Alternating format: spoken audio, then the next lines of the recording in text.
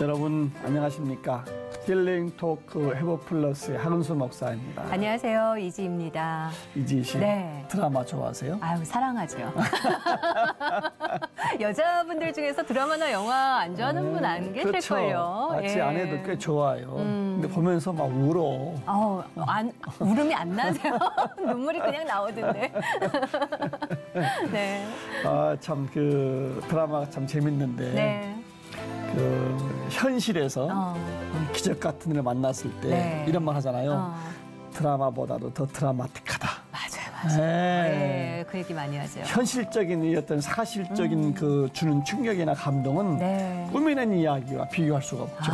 맞아요. 네. 이렇게 드라마나 영화에서 주는 감동도 감동이지만 사실 현실을 내용으로 한 좋은 다큐멘터리 한 편 영화가 주는 그 감동은 우리 삶에 미치는 영향이 훨씬 더 크지 않을까 싶습니다. 네. 그래서 오늘은 요즘 화제가 되고 있는 영화의 감독님을 스튜디오에 모시고 이야기를 나눠보면 어떨까 해서 특별하게 모셔봤는데요. 제목이요. 학교 가는 길. 학교 많이 다니셨죠, 목사님? 예, 다큐멘터리 영화 학교 가는 길의 감독님을 모시고 이야기 나눠보도록 하겠습니다. 네. 김정인 감독님 어서 오세요. 감사합니다. 어서 오세요. 안녕하세요. 네. 올해 5월 5일 개봉된 학교 가는 길의 김정인 감독. 미래에 대한 고민이 많았지만 방송 영상과를 졸업하고 NGO 단체에서 6년간 일하며 소외되고 가난한 이웃을 돌아보며 많은 것을 얻었다는 김정인. 이후 다큐멘터리를 공부하던 중 기사를 통해 장애 학생들을 위한 특수학교 설립이 반대에 부딪혀 목숨 걸고 고군분투하는 어머니들의 이야기를 접하게 됐다. 내 삶에 마주한 약자를 그냥 지나치지 않고 가슴속에 담아낸 김정인 감독의 회복 스토리를 지금 바로 공개합니다. 강서구에서 특수학교 설립을 위한 토론회가 있었는데 제대로 해보지도 못하고 무산이 됐다. 참 이 5년 동안의 이 작품을 만들면서 굉장히 많이 배우고 느꼈던 것 같아요. 그분들이 우리 사회에 너무나 정말 소중하고 따뜻한 이웃이라는 걸 알았고 학교 가는 길을 보신 관객들께서 예수님께서 말씀하신 그 이웃을 어떻게 하면 사랑할 수 있을까를 되짚어 볼 수 있는 작은 마중물이 되면 좋겠다. 네.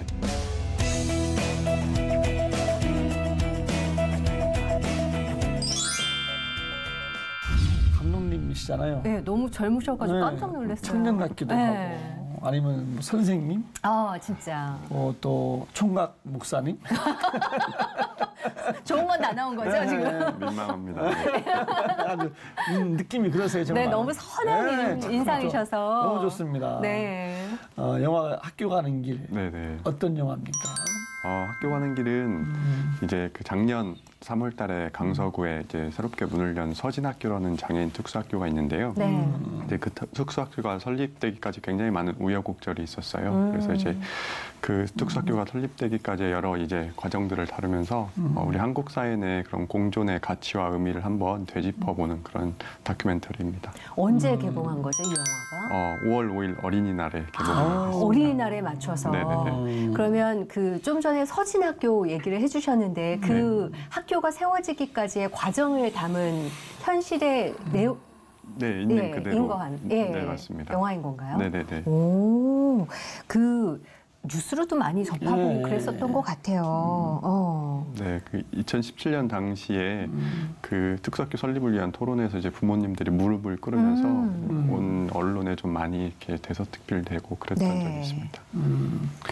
우리 감독님은 어떻게 그 일을 알게 되셨고 또 설사 알았다고 하더라도 어떻게 그걸 영화를 또 만들고 또 싶으셨어요? 뭐 계기가 있었습니까?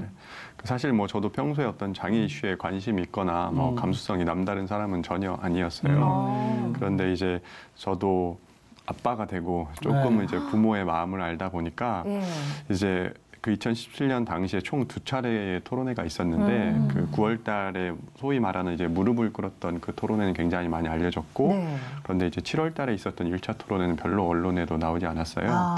근데 저도 그때 이제 7월 어느 날 그냥 우연히 인터넷을 보다가 네. 그 짧은 그 뉴스 기사를 하나 보게 되셨어요. 아, 이제. 인터넷으로? 네네네. 그래서 강서구에서 특수학교 설립을 위한 토론회가 있었는데 제대로 해보지도 못하고 무산이 됐다.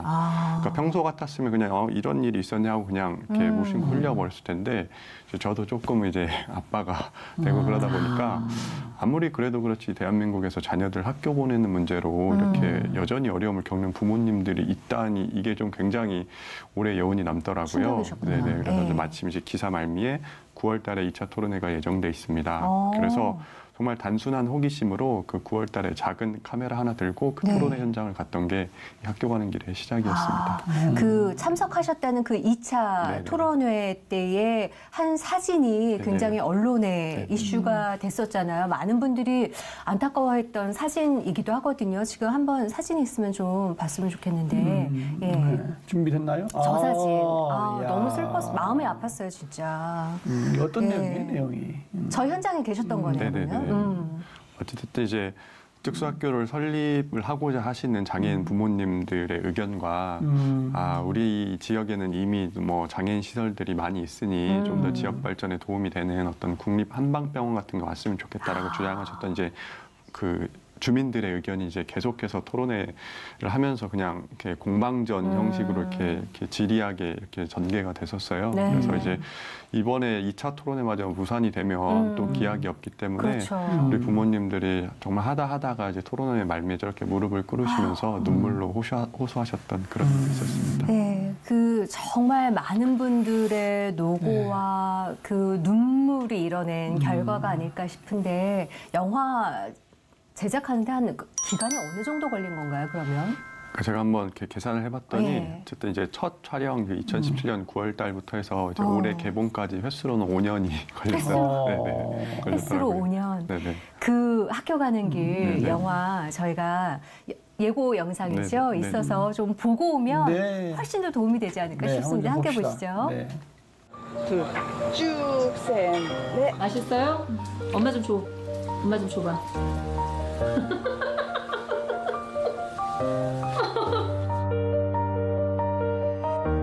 싫어요. 이렇게 살짝.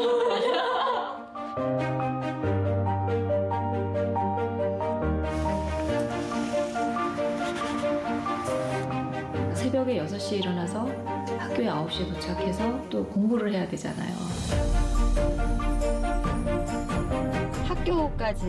학교도 마음대로 다닐 수 없는 현실?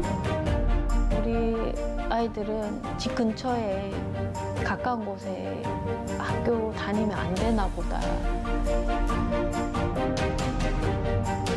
특수학교를 반대하는 게 아닙니다.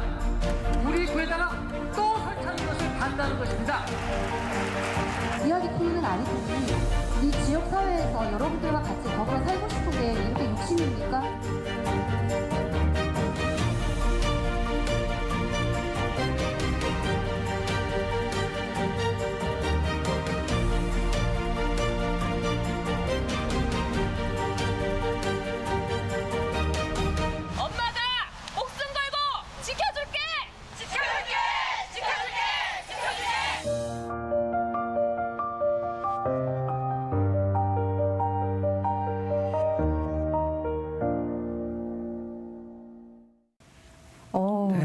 예고 영상 보고 울기는 처음인데요. 어머. 네. 저 마지막 그 절규 엄마가 지켜줄게. 목숨 걸고 지켜줄게 엄마가.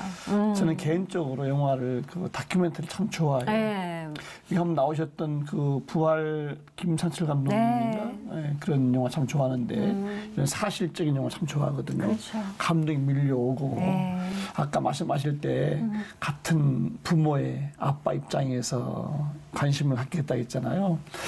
정말 같은 마음 아닐까 싶어요. 부모의 그렇죠. 마음이라는 것이 정말 예. 수고많으셨는데 감독님은 뭐 영화 만드는 감독 같은 것이 원래 본래의 꿈이셨어요? 어릴 때 꿈. 예. 원래 꿈은 아니었고요. 저도 이제 지금 제 짧은 삶을 돌아보면 짧은 거죠?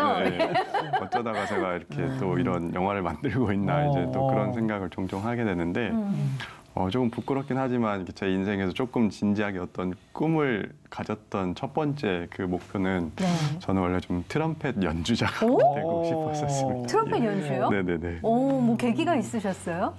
그때 이제 중학교 3학년 시절에 이제 누나 생일을 맞아서 그냥 그 기독교 백화점에서 짧은 음반을 하나 샀는데 그 음반이 마침 그 필 드리스콜이라는 미국에서 굉장히 뭐 트럼펫 연주자로도 유명하시고 또 그런 크리스천 음악 또 앨범 많이 내신 분이었어요. 근데 그분의 음반을 듣고 너무 좋더라고요. 그래서 나도 한번 뭔가 이런 트럼펫을 좀 잘해서 또 찬양 사역 같은 것도 조금 해보면 좋지 않을까라는 왜 그런 생각을 하게 됐는지 모르겠지만 어쨌든 그게 계기가 돼가지고 좀 한 고등학교 3학년 거의 봄방학 때까지 좀 나름 진지하게 전공해보려고 이렇게 좀 했었습니다. 야, 중학교 때 누나 생일 선물 사러 갔다가 음반 들으면서 감동받아서 트럼펫 사역자가 돼야 되겠다라고 마음먹을 정도면 신앙생활을 일찍 시작하신 건가요? 어떠세요? 네, 뭐 부모님 밑에서 뭐 이렇게 소위 말하는 이제 모태 신앙으로 이렇게 했는데 뭐 좋은 크리스천은 아니지만 그래도 어쨌든 뭐 하나님께서 그냥 제 삶에 늘 이렇게 인도하시고 함께 하신다는 그런 생각들은 잊지 않고 살아왔던 것 같습니다. 왜 모태신앙이라 하더라도 이렇게 하나님이 계시는구나를 어릴 때부터 이렇게 순간순간 알게 되는 것들이 있잖아요. 사건들이 있잖아요. 어떠세요?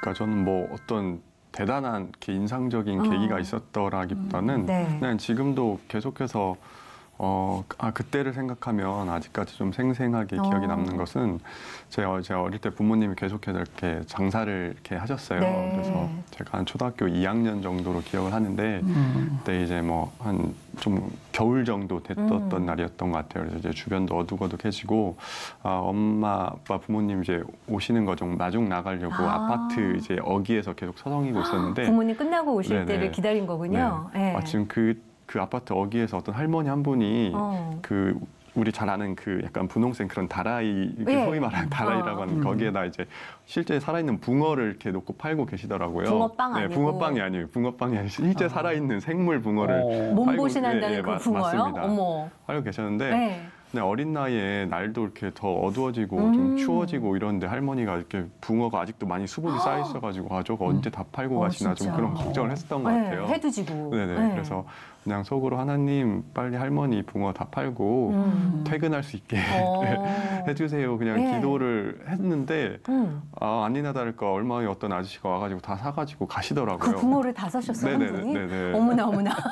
그래서 그냥 저도 그 마음에 이제 마침 조금 있다 이제 부모님이 오셔가지고 그냥 기쁜 마음에 엄마 아빠 진짜 하나님이 계신가 봐 그랬더니 왜? 그래서 제가 이제 있었던 일을 말씀드렸더니 그래 맞아 오늘 뭐 정인이가 좋은 경험했구나 그렇게 말씀하셨는데 그냥 아직까지도 굉장히 오랜 시간이 지났지만 좀 그날의 기억이 그냥 잔잔하면서도 계속 근데 아마 제 삶의 마지막 순간까지도 기억에 남을 것 같아요. 그러네요 진짜. 이웃을 향한 중보 기도잖아요. 저 할머니 힘드신데. 잘 모르는 할머니인데. 그러니까요. 참 그 어린 애가 기특한 애네. 붕어빵이었으면 제가 다 사갔을 텐데 붕어여가지고 어쩔 수 없이 기도를 했습니다. 내가 살 수 없는 품목이었네요. 붕어는. 그 어렸을 때 그 순수한 믿음이 얼마나 중요한지 몰라요. 평생 갈 게 기억이. 그 순수한 믿음이 정말 장래에 자기 평생 믿음의 뿌리가 되는 거죠. 부모님의 그 귀한 신앙이 우리 감독님에게 영향을 좀 많이 줬지 않았을까 싶어요. 네, 뭐 제가 좋은 아들은 아니고 앞으로도 또 얼마나 이렇게 뭐 소위 효도를 하면서 살아갈지 모르겠어요. 근데 느낌은 좋은 아들인데. 그냥 계신 것 자체가 효도인 것 같은데요. 근데 또 이제 아까도 말씀드렸다시피 제 어렸을 때부터 부모님이 거의 이제 밖에서 계속 이렇게 또 생업을 하셨기 때문에 뭐 정말 다른 집 자녀들처럼 뭐 이렇게 늘 집에 들어오면 막 김이 모락모락 나는 그런 밥상이 차려져 있고 뭐 이런 경험은 그런 기억은 별로 없어요. 두 분 다 일하셨으니까. 그냥 그런데 정말 부모님께서 제가 어렸을 때부터 뭐 지금까지도 마찬가지고 항상 뭐 저를 위해서 또 제 누나가 한 명 있는데 저희 누나를 위해서 늘 기도하시는 거는 너무 잘 알고 있거든요. 네. 그래서 어렸을 때도 무심코 뭐 안방 문을 딱 열고 들어가면 뭐 아버지나 어머니 이렇게 기도하고 계시고 근데 모르겠어요. 지금 보면은 왠지 제가 들어갈 걸 알고 이렇게 사삭 기도하는 모습을 이렇게 발자국 소리 들리면 급하게 취하시지 않았나 이제 그런 생각도 해보는데 어쨌든 참 제가 어느 순간에 어느 곳에 있든지 간에 참 부모님께서 늘 나를 위해서 정말 기도하고 계시다 이제 그거에 대한 너무나 이렇게 두터운 확신이 있기 때문에 그러니까 제가 어떤 뭐 새로운 경험을 하고 새로운 도전을 하고 뭐 그런 상황 속에서도 뭔가 이렇게 불안하기도 하지만 그냥 가장 제 삶의 밑바탕에는 뭔가 조금 이렇게 흔들리지 않는 그런 무언가가 있다고 생각합니다. 그 부모님은 지금 어디 계세요? 아 저는 이제 고향이 전주여가지고 전주에? 지금 전주에 계신 거죠? 전주에 계십니다. 한번 영상으로 부모님에게 그 고마운 이런 마음으로 기회 또 없습니다. 영상을 좀 전해보시죠. 네. 전화도 잘 못 드리는데 잘 됐네요. 뭐 오히려. 감사합니다. 그냥 편하게 부르는데 엄마 아빠 어쩌다 보니 아들이 또 오늘 너무 귀한 자리에 또 귀한 분들과 함께 또 이렇게 시간을 갖게 됐는데 어쨌든 뭐 지금까지 제 삶을 돌아보면 뭐 별거 아닐 수도 있지만 그래도 참 이런저런 고비와 우여곡절 속에서도 늘 엄마 아빠의 기도가 있었기 때문에 또 하나님께서 길이 없다고 생각할 때도 또 새로운 길을 보여주시고 그래서 여기까지 온 게 아닌가 싶습니다. 앞으로 어쨌든 우리가 가족으로 하나님께서 어쨌든 이 세상에 이렇게 맺어주셨는데 우리가 서로 살아있는 동안 더욱더 행복하고 화목하게 사랑하면서 그렇게 살도록 해요. 네, 늘 건강하세요. 사랑합니다. 네, 사랑합니다.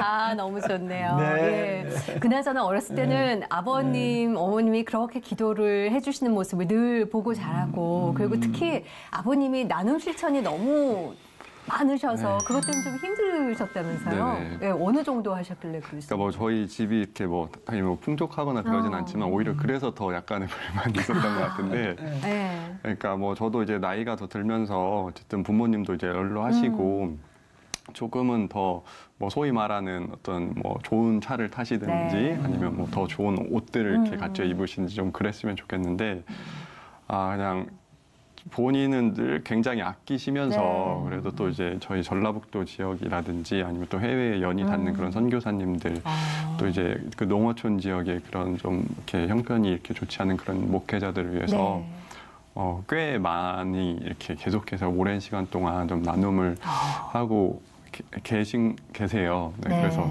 이제 저도 일단은 조금 먼저 우리 부모님과 우리 가족을 하시고 좀 하셔라. 이렇게 하셔라 했는데도 참 그게 이렇게 굉장히 고집스럽게 하시더라고요. 그래서 좀 뭐 한때는 좀 저도 약간의 이제 불만도 있었고 이왕이면 좀 아들 영화 만드는데 더 추다져 해주시고 인간적인 마음으로. 근데 뭐 여전히 잘 도와주고 계시지만 어쨌든. 그런 것들을 보면서 이제 저도 포기는 했는데 그럼에도 불구하고 어쨌든 우리가 참 세상의 말씀에 대해서 정말 이론적으로 잘 아시는 분들은 많이 계시잖아요. 근데 참 우리가 크리스천으로서 그 말씀을 삶으로 행동해내고 실천해내는 게 굉장히 어려운데 뭐 저희 부모님도 뭐 여러 가지 약점도 많으시고 뭐 이렇게 결함도 있으시지만 그래도 또 그런 모습들 지켜보면서 여전히 이렇게 닮고 싶진 않아요. 닮고 싶진 않지만 그래도 나도 앞으로 내 삶에서 좀 어떻게 저런 부분들을 좀 더 실천해볼까 좀 그런 것들을 더 좀 무겁게 생각하게 되는 것 같습니다. 그래서 영화 기획자 이름에 아버님 이름도 올리시는 거예요? 어떤 의미로 올리시는 거예요, 그거는? 뭐 제가 어떤 뭐 대단한 작품 커리어가 있는 건 아니지만 그래도 제가 이제 한 작품 한 작품 할 때마다 그 소재를 정하고 또 이 작품이 어떤 방향으로 가야겠다라는 것들을 기획을 할 때 어쨌든 뭐 이렇게 뭐라고 한두 마디로 표현할 수는 없지만 참 부모님께서 주셨던 그런 영향들 좀 뭐 어쨌든 가장 밑바탕에는 이런 좀 신앙을 바탕으로 해서 그래도 조금이라도 이 세상에 뭔가 보탬이 되는 이야기를 전달하는 감독이 되고 싶다라는 생각을 늘 하거든요.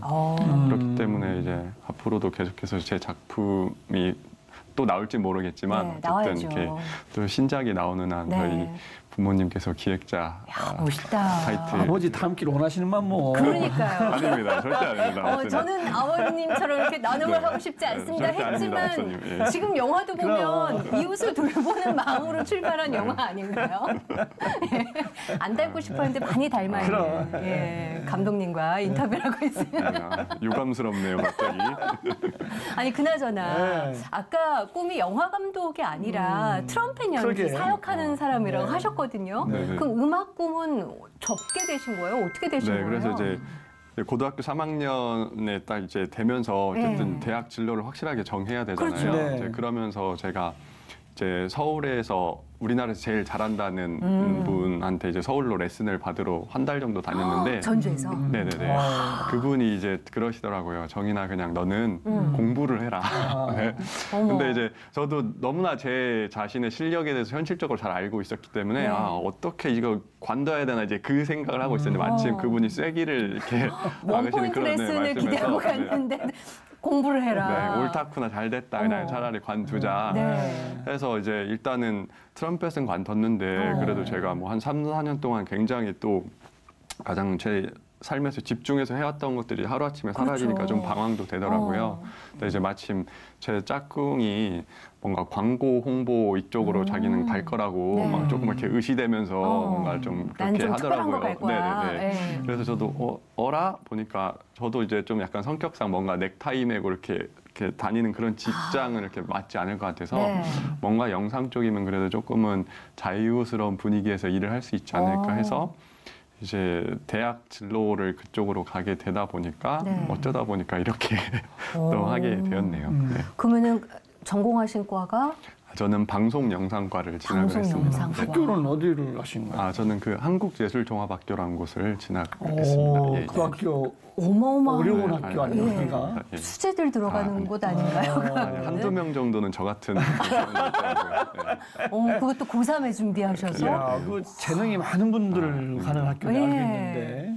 그래서 마침 그 이제 가서 영상 공부해보니까 어떠세요, 이제?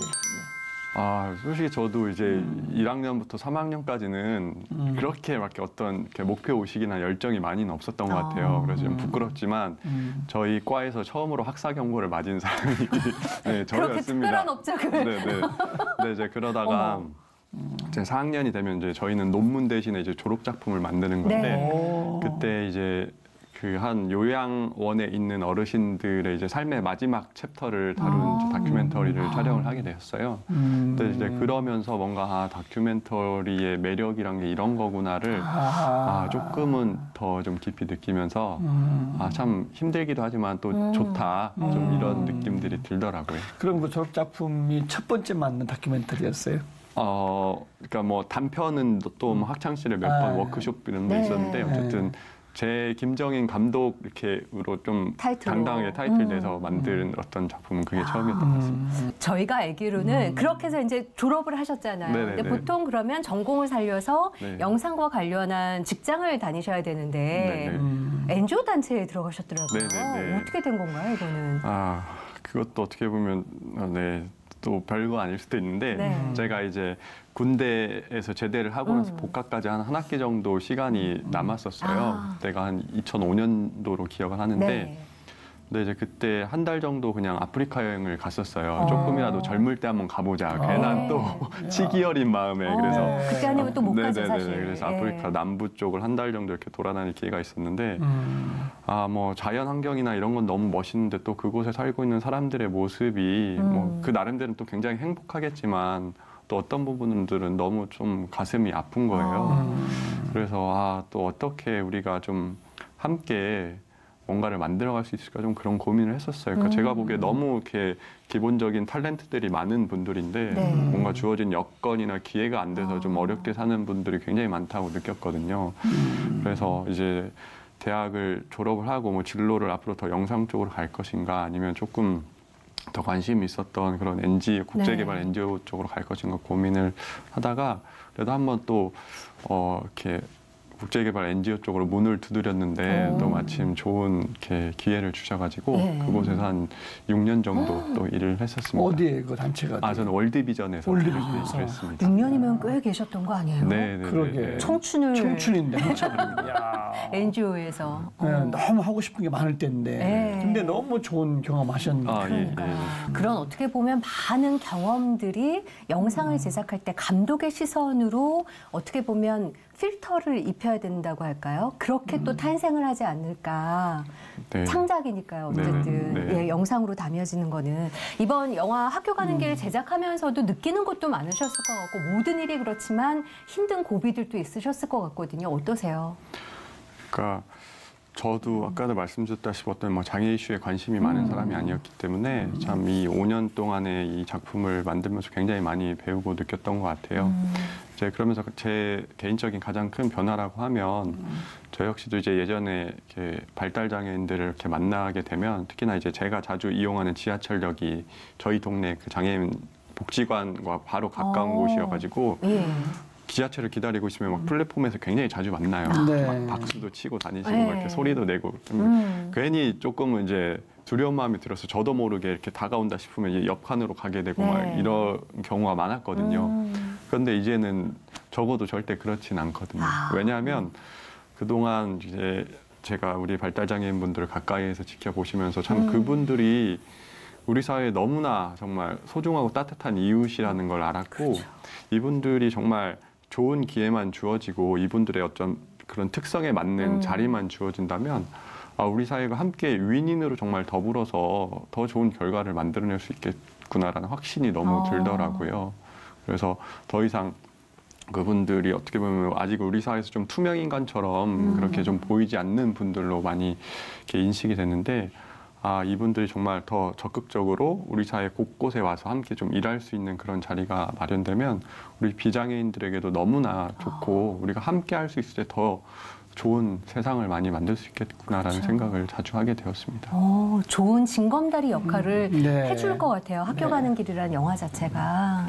그 영화를 제작하면서 뭐 많은 일이 있었겠지만 좀 기억에 남을 만한 것들 뭐 어떤 것들 있으세요? 이제 보통 이제 그런 질문들 많이 하세요. 제 영화가 99분 정도 되는데 어떤 장면이 가장 기억에 남느냐 감독으로서. 그렇죠. 그러면 뭐 저는 단연 첫 번째로 꼽는 게 이제 작품 이건 굳이 뭐 스포라고 할 수도 없지만 어쨌든 마지막에 이제 우리 그 서진학교가 오랜 진통 끝에 개교가 되고 작년 코로나 상황에서 좀 제한적이긴 했지만 우리 장애인 친구들이 이제 등교를 해서 너무나 즐겁고 행복한 모습으로 이제 학교 생활을 하게 되는 것들이 이제 결말에 조금 보여지거든요.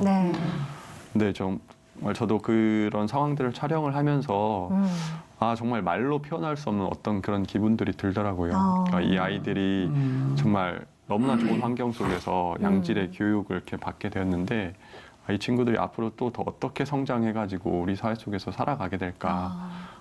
여전히 뭐 현실의 벽은 두터울 수 있겠지만 그래도 조금 더 기대감을 가지고 우리 친구들을 좀 응원하게 되었습니다. 전 잘 몰라서 여쭤보는 건데요. 다큐멘터리 영화라고 하면 각본이 따로 없는 거죠. 그냥 그분들을 삶에 들어가서 계속 찍으면서 편집이란 과정을 통해서 스토리가 나오는 걸로 알고 있는데 왜 이렇게 카메라로 찍다 보면 돌발 예상치 못한 상황들이 벌어지는 경우들이 있잖아요. 그게 또 영화에 담겼을 거고 기억에 남는 사건 같은 건 없으세요?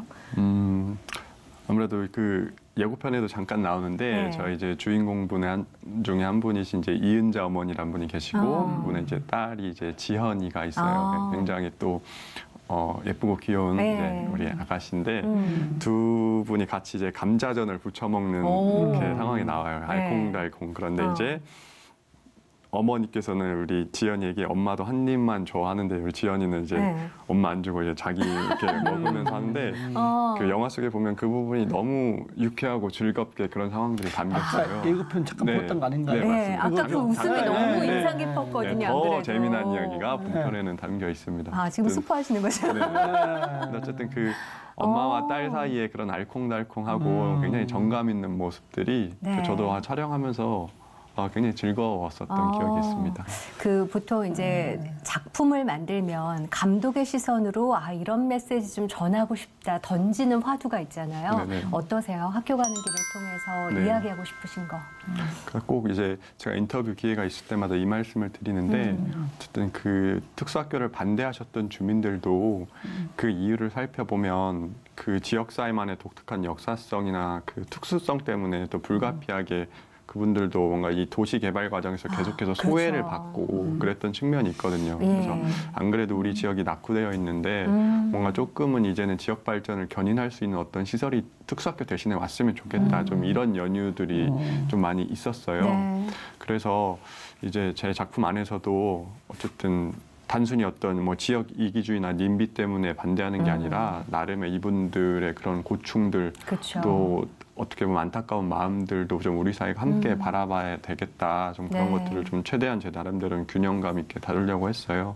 이제 어쨌든 그러면서 이 장애를 향한 어떤 차별과 배제도 큰 이슈지만 그에 앞서서 뭔가 또 이제 가난을 향한 차별과 배제 때문에 또 많이 상처받은 주민들도 계셔서 이 학교 가는 길을 보신 우리 관객분들께서 어떻게 하면 우리가 좀 다른 사람들과 함께 살아갈까. 또 요즘 한국 사회 보면 나랑 조금만 수준이 다르다고 생각하면 일단 선 긋고 뭔가 이렇게 너는 안 돼. 막 약간 좀 이런 경향이 나누는 더 좀 짙어지는 것 같은 그런 안타까운 마음도 드는데 물론 나랑 다른 사람들과 더불어 산다는 게 쉽지는 않습니다. 뭐 저도 굉장히 그냥 나이브하게 이상적으로 생각하진 않아요. 근데 그럼에도 불구하고 우리가 함께 할 수 있을 때 종국에는 훨씬 더 서로에게 더 많은 정말 도움들을 또 받을 수 있고 또 무엇보다 우리는 또 크리스천으로서 또 예수님께서 이렇게 우리에게 원하고자 하는 삶의 방식은 이렇게 나누고 선 긋고 이거는 절대 아니라고 생각하거든요. 오히려 어려운 사람들 함께 돌보고 이웃을 사랑하고 이렇게 말씀하셨잖아요. 그래서 좀 이 학교 가는 길을 보신 관객들께서 어떻게 하면 또 우리가 이 21세기 이런 또 정말 급변하는 이런 사회 속에서도 예수님께서 말씀하신 그 이웃을 어떻게 하면 이해하고 사랑할 수 있을까를 조금 이렇게 되짚어 볼 수 있는 작은 마중물이 되면 좋겠다. 네, 그런 바람을 갖고 있습니다. 아주 좋은 마중물이 됐을 거라 믿습니다. 어떠세요? 우리가 영화를 만들 때 뭐 픽션, 논픽션 주로 이렇게 말하잖아요. 그죠? 사실적인 거 하고 이제 그냥 꾸미는 이야기를 하고 그냥 이렇게 지어낸 이야기를 만드는 영화하고 이렇게 다큐멘터리라고 하는 이 영화하고 차이점이 뭐예요? 만드는 입장에서 봤을 때는 제가 이제 그 감독이 어떻게 보면 개입할 수 있는 여지가 극영화에 비해서 이제 다큐멘터리는 거의 없거든요. 물론 뭐 어떤 부분에 있어서 다큐멘터리도 이제 감독이 좀 방향성을 이렇게 만들어가는 지점이 전혀 없는 건 아니에요. 이제 그럼에도 불구하고 감독은 극영화 감독은 항상 좀 앞서서 이야기를 끌고 나가는 그런 경향이 있다면 다큐멘터리 감독은 일단 어떤 이야기나 사건이 벌어지면 그걸 이제 뒤에서 수습해가는 그러면서 그걸 어떻게 하면 이야기적으로 잘 엮어갈까를 고민하는 그런 과정인 것 같아요. 그래서 실제로도 종종 이제 다큐멘터리 하는 사람들 사이에서 굉장히 오래전부터 전해 내려오는 말 중에 하나가 다큐멘터리의 진정한 감독은 신이다. 그러니까 우리가 인간으로서 이렇게 뭔가 이야기를 이렇게 창조하고 이런 게 아니라 어떤 상황이 벌어진 건데 결국에 이제 그거는 어떤 우리가 알 수 없는 어떤 또 다른 전능한 존재가 뭔가 이렇게 이야기를 다큐멘터리의 진정한 감독으로서 이끌어간다라는 말이 있는데 저도 하면 할수록 참 그런 생각을 이렇게 불가피하게 하게 되는 것 같아요. 뭔가 감독으로서 내가 할 수 있는 건 굉장히 제한적이고 너무나 뭐 때로는 무기력할 때도 많은데 또 그렇게 있으면 또 어떤 상황 예기치 못한 굉장히 또 더 나은 상황들이 벌어지기도 하고 그러면서 어떻게 이런 일이 또 벌어졌지 이런 생각을 또 종종 하게 되거든요. 이제 그러면서 저도 어쨌든 이 작품을 하면서 제일 많이 또 했던 기도가 뭐 의식 중에 또 무의식 중에 하나님 또 어쨌든 하나님께서 또 좋은 상황들이 잘 벌어지면 또 제가 그런 것들을 잘 담게 해주세요. 이제 이런 기도를 많이 했어요. 그러니까 다큐멘터리 감독들의 공통적인 징크스가 하나 뭐냐면 늘 결정적인 순간에는 늘 카메라가 꺼져 있어요. 그게 늘 마음에 가장 큰 이렇게 아쉬움이에요. 어떤 상황이 계속 이렇게 찍다가 이거 오늘은 아니다 싶으면 어떤 또 결정적인 상황이 벌어지고 이래서 저도 어쨌든 하나님 최대한 어떤 또 좋은 의미가 담긴 상황들이 벌어지면 그 순간에 제 카메라가 꼭 온되어 있을 수 있게 인도해 주세요. 그렇게 볼 때 다큐멘터리 시작하는 데 더 힘들지 않을까. 그런 현실을 지금 사실 놓치면 안 되기 때문에 긴장감 가지고 있는데 마치 꺼져버리면. 맞습니다. 아까 그 보니까 기간 한 5년 동안 더 많이 오래 걸리기도 하고 참 더 어렵다 싶어요. 이번에 학교 가는 길을 만드시면 가장 어려웠던 것은 뭐였어요? 그러니까 어쨌든 저는 처음에 이 작품을 이렇게 시작을 하고 우리 부모님들 주인공들의 이제 허락을 맡으러 갔던 순간부터 이야기의 마지막 엔딩은 무조건 이 특수학교 서진학교의 개교다라고 이렇게 정해놨어요. 그런데 이제 공사도 굉장히 어렵게 시작했지만 공사하는 과정에서 또 이런저런 뭐 민원이라든지 이런 것 때문에 계속해서 또 예정일이 연기되는 거예요. 그러면서 기한이 늘어나니까 그러면서 5년이 걸렸는데 저도 이렇게 오래 걸릴지는 몰랐어요. 근데 이제 그러면서 어쨌든 또 이야기는 이제 마무리를 해야 되고 그러면서 이제 작년에는 거의 이제 편집 위주로 시간을 많이 보냈거든요. 네, 그러면서 굉장히 본의 아니게 오랜 기간 동안 이렇게 촬영을 했는데 또 그동안 저희 이제 장애인 부모님들께서 굉장히 많이 기대해 주시고 또 응원해 주셨는데 어쨌든 최종적으로 이 작품이 이렇게 마무리가 돼서 공개가 되시고 그분들이 보셨을 때 과연 어떤 반응이실까 그 부담이 너무 큰 거예요. 그러니까 나름 그동안 우리 엄마 아빠들이 굉장히 많이 우리 김정인 감독을 도와줬는데 보시고 나서 애게게 약간 이렇게 하면은 안 되잖아요. 그래서 어쨌든 우리 그 장애인 부모님들의 기대에 조금이라도 부응해야 될 텐데 그 부담감이 편집하는 내내 굉장히 너무 좀 무겁게 마음을 많이 이렇게 눌렀던 것 같습니다. 그럼 5월 5일에 맞춰서 개봉을 했잖아요. 반응을 들으셨을 거 아니에요. 뭐라고 하시던가요? 그래서 이제 실제적으로 우리 부모님들이 처음으로 이제 작품을 봤던 거는 이제 작년 9월달에 그 DMZ 국제 다큐멘터리 영화제에서 개막작으로 이렇게 처음 홍보했는데. 참 그 어느 한 부모님께서 이런 말씀을 해주셨어요. 그러니까 우리가 한창 투쟁을 하고 싸울 때는 우리만 있는 줄 알아서 세상이 다 외면하고 우리만 싸우는 줄 알아서 너무 외로웠다. 그런데 돌아보니까 그 순간들에 김정인 감독이 함께 있어서 우리의 모습을 이렇게 찍어줬구나. 지금 돌이켜보니까 우리의 그 시간들이 절대 외롭지 않았다라고 말씀해 주셨는데 그 말씀을 듣는 순간 저 마음이 약간 눈 녹듯이 그동안의 그런 부담이나 여러 가지 압박이 눈 녹듯이 사라지면서 저 스스로 정인아 그래도 너 조금 수고했다라고 이렇게 좀 다독여줬습니다. 근데 항상 보면 우리의 계획보다 늘 뛰어넘는 하나님의 크신 계획이 있잖아요. 5년이라는 시간을 예상하고 시작 안 했지만 5년이라는 시간이 걸렸고 그렇게 길게 걸렸기 때문에 어떻게 보면 장애 아들도 그렇고 부모님들도 그렇고 감독님도 그렇고 그 시간 동안 당금질 동안 성장하신 부분이 영화에 들어갔겠다 싶은 생각도 들거든요. 변했을 거 아니에요. 어떠세요?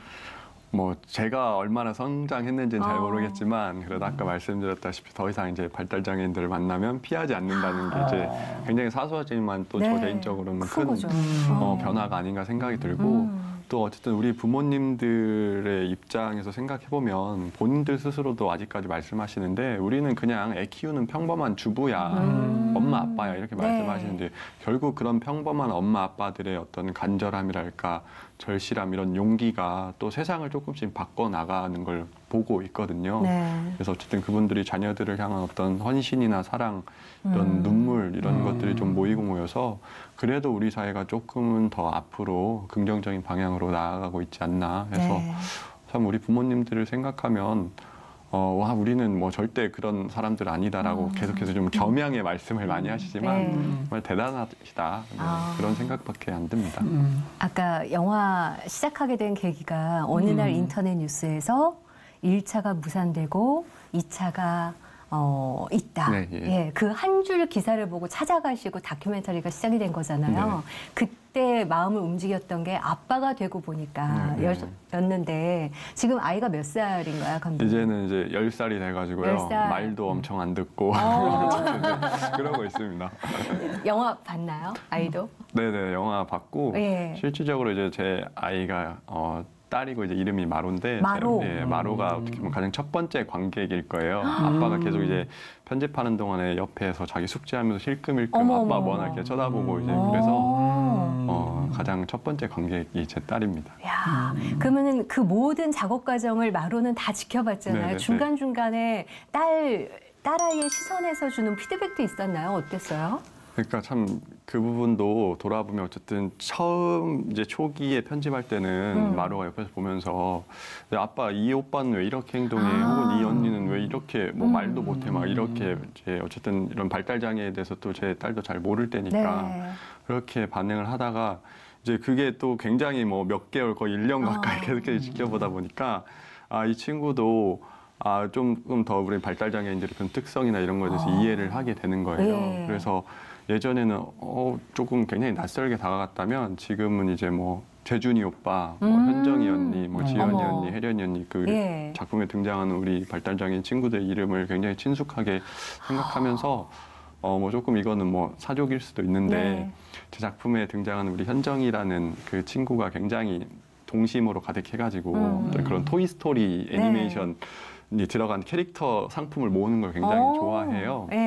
그래서 뭐 집에 가면 굉장히 뭐 인형부터 해서 다양하게 있는데 마침 제 딸도 그 어린이날 즈음에서 선물을 하나 받았어요. 토이스토리 캐릭터가 그려진 컵을 선물 받았는데 그게 원래 자기의 선물 받으면 절대 다른 사람 안 주거든요. 그 나이엔 그렇죠. 네네네. 근데 이제 그 제가 물론 옆에서 살짝 마루야 너는 그래도 많이 있으니까 이거 토이스토리 현정이 언니가 좋아할 것 같다 정도 살짝 이제 바람을 넣었는데 평소 때 같으면 뭐 제 말 이렇게 귓등에도 안 들었을 거예요. 그런데 한번 고민을 해보더니 아, 이 선물은 현정이 언니한테 더 좋을 것 같다라고 그래서 자기가 자기 손편지도 쓰고 해가지고 선물을 이렇게 포장해서 그 현정이 언니에게 전해주기도 하고 그랬거든요. 현정 언니가 너무 좋아했어요. 네, 너무 좋아했대요.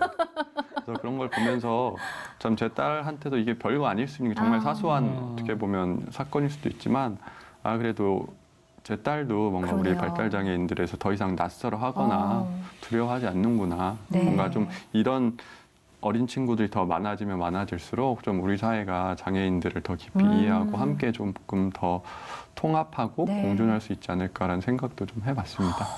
자. 우리 장애우 가정에게 정말 격려와 위로와 힘이 됐을 것 같아요. 일반 영화 감독들은 시나리오를 이제 준비하잖아요. 다큐멘터리 감독들은 다음에 이런 걸 해보자 이런 계획이 혹시 있으신가요? 어떠세요?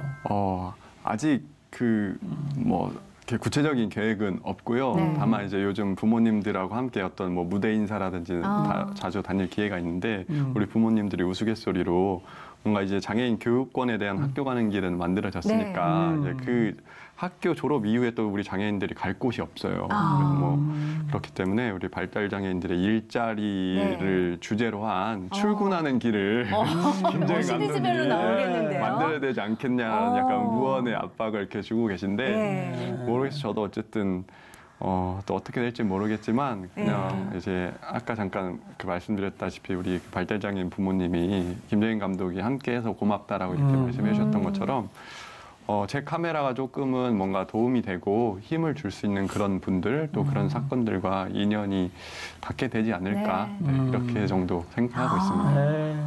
정말 너무 귀한 분이 오늘 함께해 주시지 않았나 기대해 보겠습니다. 싶습니다. 앞으로 멋진 작품을 또 만드셔서 좋은 영향력을 끼치길 바라고요. 뭐 기도 제목이나 비전 같은 건 뭐가 있으세요? 앞으로 한국에서 참 이런 또 독립 다큐멘터리 감독으로서 살아가는 게 현실적으로는 분명히 쉽지 않은 부분이 있어요. 그래서 저도 얼마나 더 작품을 하게 될지 모르겠지만 그래도 이런 작품을 하게 되는 동안에는 조금은 이제 제 카메라와 함께 더 의미 있는 어떤 그런 메시지들을 전할 수 있는 그런 상황들 또 그런 분들과 또 꼭 만날 수 있었으면 너무 감사하겠다라는 그런 기도를 또 해봅니다. 오늘 함께하면서 느끼는 거는 김정인 감독님 가는 길에 하나님의 아주 큰 계획하심을 잘 담아낼 수 있도록 기도를 많이 해야 되겠다 마음이 들었습니다. 오늘 귀한 말씀 고맙습니다. 네, 감사합니다. 정말 우리 하나님께서 우리한테 부탁하신 거 있잖아요. 명령하신 것. 하나님을 사랑하듯이 서로 사랑해라. 우리 김정인 감독님의 다큐멘터리 영화가 그 사랑의 표현의 하나 방법이 아닌가 싶어요. 진짜. 우리 함께 응원하고 기도하겠습니다.